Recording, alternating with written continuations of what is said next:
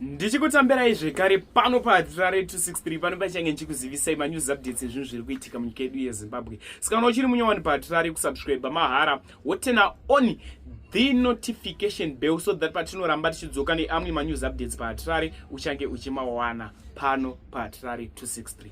Vadikani support yamunopa pa this YouTube channel yakatikoshera zvinobatsira kuti video rino ringe richifamba kune veruzhinji kune vakawandisa stereki vanova vachibatsirikana nekuwana maupdates kubva pano paAitira 263.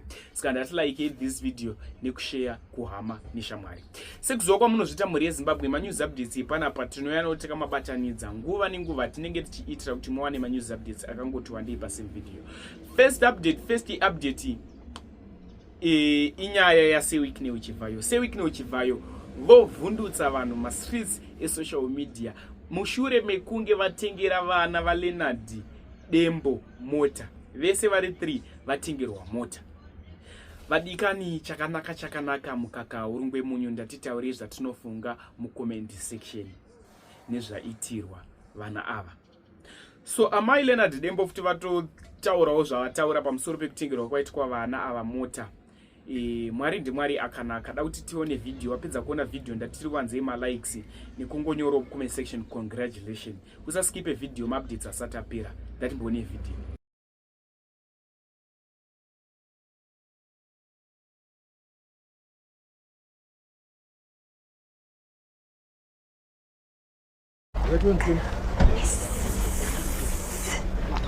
I choose black.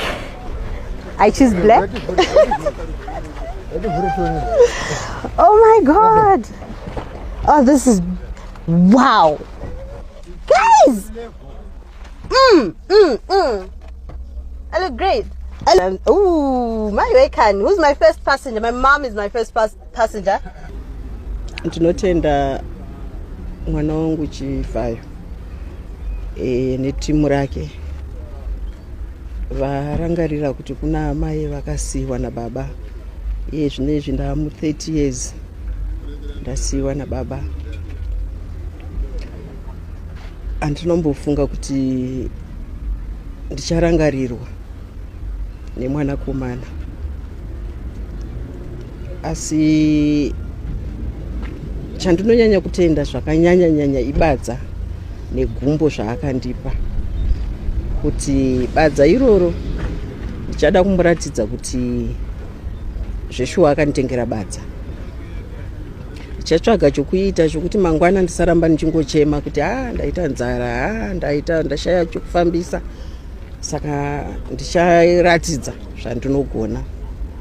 Ndinomutenda nerudo rwake, ndichitendazve nevabereki vake vakamubereka, vakamuraya akanzwa kuti kana uri mwana, mai vese vaunoona ndi mai vako, baba vese vaunoona ndi baba vako. Akazadzikisa zvaakarayirizwa achizvarwa achikura. Saka ndinomutenda mwana wangu zvokuti zvimwe zvacho ndinotoshaya mazwi. Hanzi nevakuru kutenda kwakitsi kuri mumwoyo. Uye chinoziva ivhu kuti mwana wembeva ari kurwara. Saka handikoni kutaura uye ndinonzwa ndichipererwa nemazwi nokuti handambozvitarisira zvakadai. Saka ndinongoti kumwana wangu netimu rake, vanhu weka muitirwe zvakanaka, muwedzerwe pamatapudza. Ndoda kuti ruoko, hanzi ukapa nerudyi ruboshwe runotambira, oro ukapa neruboshwe rudyi runotambira.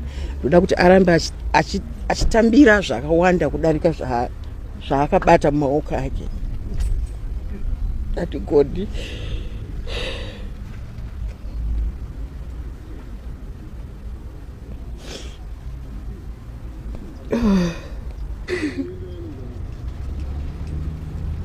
Waita kwa mwanangu, ndina kuzvitarisira chiri kuenda mberi, ende izvi zvinofadza izvi. Hatidi kunyeperana, toda kutenda vaChivhayo of course varangarira mhuri yepaDembo saizvozvi, vachirangarira mai Dembo.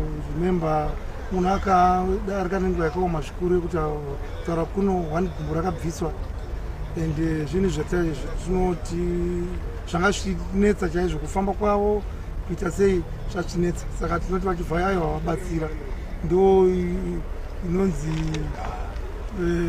support yakanaka.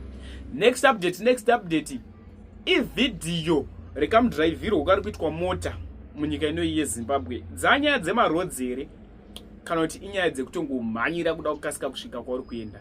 Patozotorwa vidhiyo pabuda futi bhazi ranga rakatakura vana vechikoro richipinda nemuri kupindawo nedzimwe mota. Vadikanika, ndativei nehanya nevanhu vatinenge takatakura, vana vechikoro vatotaura nezvavo vanga vari mubhazi. Ratozopedzisira ramira nekuti rinenge ratadza masports acho.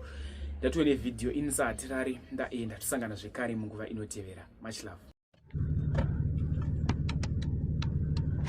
Imagine. And it's loaded with children.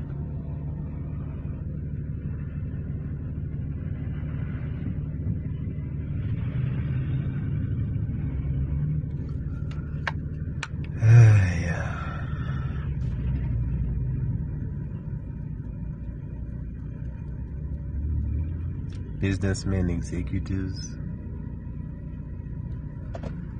and we're living in a town like this. What a shame.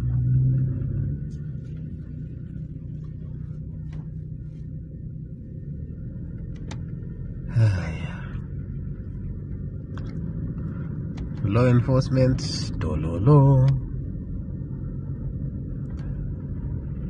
Innate human sense of safety, urgency, non-existent.